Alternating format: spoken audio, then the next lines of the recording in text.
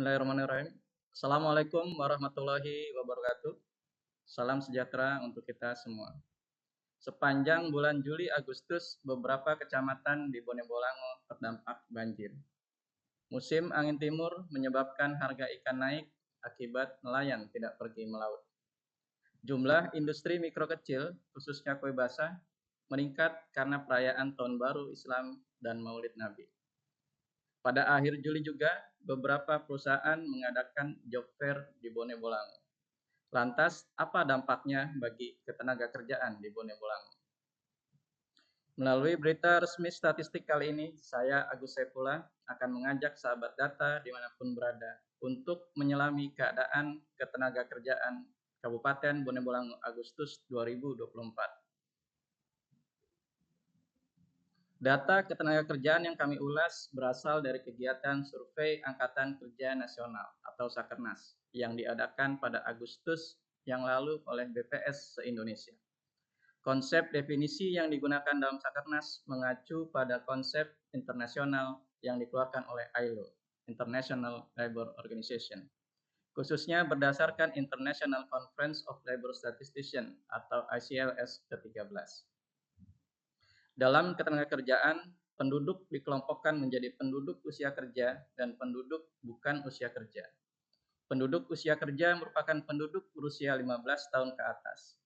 Pada Agustus 2024, penduduk usia kerja tercatat 129.000 sekian, naik hampir 2.000 orang. Tidak semua penduduk usia kerja aktif di pasar kerja, karena ada juga yang memilih tidak aktif secara ekonomi, atau disebut penduduk bukan angkatan kerja, di mana jumlahnya tercatat sekitar 40.000 jiwa. Sebagian besar penduduk usia kerja tergolong sebagai angkatan kerja, yaitu sekitar 89.000 jiwa, yang terdiri atas 85.000 diantaranya berstatus bekerja, dan sisanya sekitar 3.000-an tercatat tidak bekerja dan aktif mencari pekerjaan, atau istilahnya pengangguran. Selanjutnya, dari struktur ketenagakerjaan tersebut, kita dapat menghitung indikator yang bernama tingkat partisipasi angkatan kerja atau TPAK. TPAK selain menggambarkan berapa persen penduduk usia kerja yang aktif secara ekonomi, biasanya juga digunakan untuk melihat berapa pasokan tenaga kerja yang tersedia untuk memproduksi barang dan jasa. Dari grafis terlihat TPAK Bone Bolango mengalami tren yang meningkat, yang tentu saja merupakan sinyal positif bagi Bone Bolango. Agustus 2021 TPAK sebesar 65% dan 2024 hampir 68%. Namun jika dilihat berdasarkan jenis kelamin, gap TPAK laki-laki dan perempuan cukup besar, sekitar 30%, yang menandakan perempuan belum terlibat terlalu banyak di perekonomian. Agar memperoleh manfaat dari bonus demografi, perempuan perlu terlibat aktif atau masuk ke pasar kerja. Selanjutnya, indikator lain yang dapat diperoleh adalah tingkat pengangguran terbuka atau TPT, di mana secara rumus diperoleh dengan cara membagi jumlah pengangguran dengan jumlah penduduk angkatan kerja. TPT menunjukkan seberapa besar angkatan kerja yang tidak terserap di pasar kerja. TPT Bone Bolango meningkat 0,37% dari 3,39 menjadi 3,76% dengan jumlah pengangguran sebanyak 3.300-an jiwa atau naik hampir 400 orang. Dari sisi jenis kelamin, biasanya TPT perempuan lebih tinggi dari TPT laki-laki akibat segregasi pekerjaan atau lapangan kerja yang tersedia lebih banyak untuk laki-laki ketimbang perempuan. Sedangkan jika ditinjau dari pendidikan, TPT pendidikan dasar atau SMP ke bawah selalu menjadi yang terendah, mengingat penduduk yang berpendidikan rendah biasanya tidak pilih-pilih pekerjaan. Apa saja pekerjaan yang mereka ambil untuk mencukupi kehidupannya. Selanjutnya, pada rilis ketenagakerjaan kali ini, penduduk bekerja yang jumlahnya sekitar 85 ribuan tadi terserap dalam 3 lapangan usaha atau lapangan pekerjaan, yaitu pertanian, manufaktur, dan jasa-jasa. Hampir 56% penduduk bekerja pada lapangan usaha jasa-jasa, diikuti oleh manufaktur dan pertanian dengan besaran yang hampir mirip, sekitar 22%. Manufaktur menjadi satu-satunya lapangan usaha yang mengalami peningkatan jumlah tenaga kerja sebanyak 3.000-an orang. Sedangkan lapangan usaha lainnya mengalami penurunan jumlah tenaga kerja dibandingkan keadaan Agustus tahun 2023.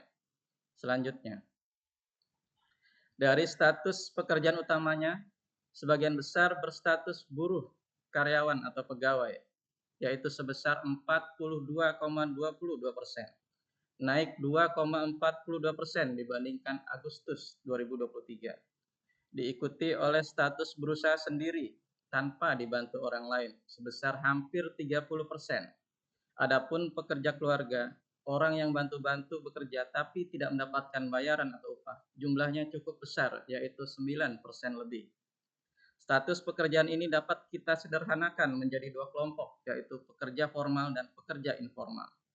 Pekerja formal merupakan penduduk bekerja dengan status berusaha dibantu buruh tetap, dan penduduk bekerja dengan status buruh, karyawan, dan pegawai. Status pekerja formal informal ini kerap dikaitkan dengan status kesejahteraan pekerja, di mana pekerja formal dianggap memiliki kesejahteraan yang lebih baik ketimbang pekerja informal. Pada Agustus 2024 tercatat pekerja formal sebanyak 44,89% dari total penduduk bekerja. Hal ini merupakan sinyal positif karena mengalami peningkatan dibandingkan 2023 dan bahkan telah melampaui keadaan tahun 2022.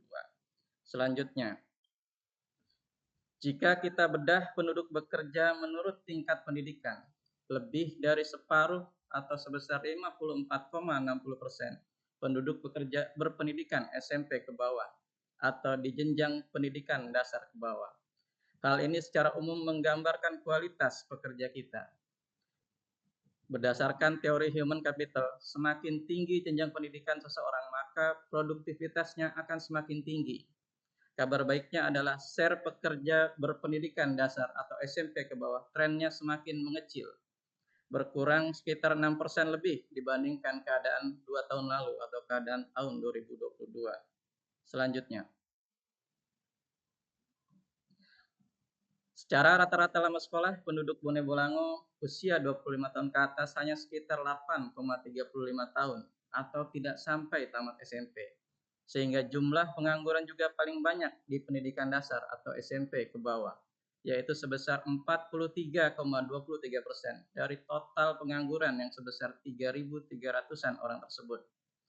Jumlah pengangguran dari pendidikan tinggi diploma ke atas mengalami tren penurunan jumlah yang cukup signifikan selama 2 tahun terakhir, dari 40-an% di tahun 2022 menjadi tersisa 14%-an di tahun 2024.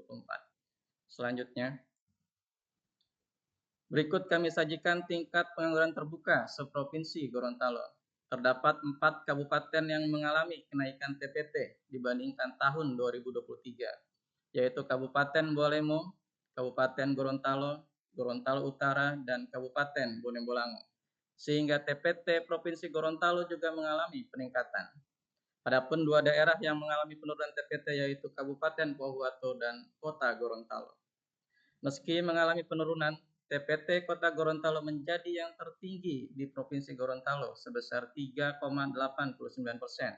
Disusul kemudian Bone Bolango menjadi yang tertinggi kedua sebesar 3,76%. Sahabat data dimanapun berada, bantu kami BPS Bone Bolango menjadi lebih baik dengan mengirimkan masukan dan saran, termasuk aduan. Kami berkomitmen menolak gratifikasi, korupsi, kolusi, dan nepotisme. Demikian rilis BRS Ketenagakerjaan pada kali ini. Semoga memberikan manfaat bagi sahabat data semua. Sampai jumpa pada rilis berikutnya. Saya akhiri. Wassalamualaikum warahmatullahi wabarakatuh.